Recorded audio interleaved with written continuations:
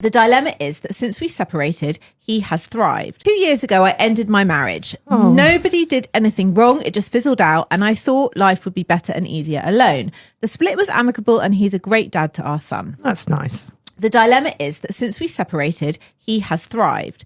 When people say that nothing went wrong, they just grew apart and stuff like that, I don't think they're entirely being honest with themselves, because the truth is that two people who are not intentionally pouring themselves into their relationship or marriage will eventually grow apart. So it's more of like both of them contributed, but nobody wants to take responsibility. So you can't say something went wrong, but nobody's at fault. No, somebody's at fault. It's either one person did it all by themselves, or both of you were at fault, but nobody wants to take accountability for it. That's what's happening here.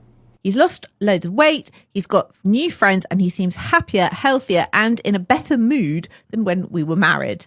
My son tells me about his travels and the new hobbies that he has.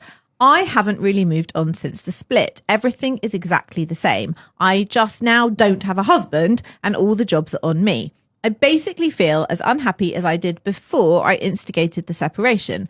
I feel like maybe I got it wrong and maybe the issue was me and not the marriage itself. I created this mess and now I don't know how to move on. I mean, that sounds really fucking hard.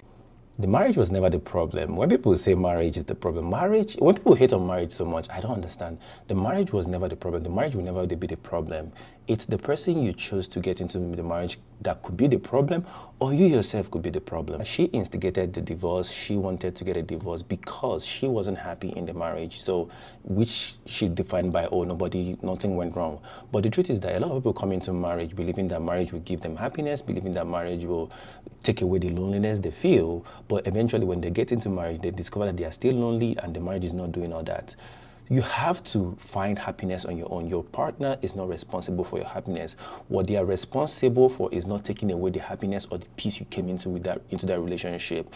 But if you're not happy, if you are lonely, and if all these things, you don't have your life figured out, if you get into marriage, it's not going to change anything. You're still going to just feel the same way you feel even in the marriage, just the way you felt when you were single. She ended her marriage and the husband moved on and actually invested in himself, took his time to do what's necessary, and now he's in a better place while she's still stuck. So if you're out there are a lot of you out there in marriages, there are a lot of you out there who are trying to get divorced right now. Listen to me and listen clearly. It could be you. You probably might be the problem, but you're blaming your partner for it. It could be your partner also, but it's never the marriage. What you need to do is to go for counseling, talk to somebody, and make sure that you figure out what is actually the problem before you decide to take the exit. A lot of people exit their marriage when the marriage could still have survived if they actually had put in the work and do the work.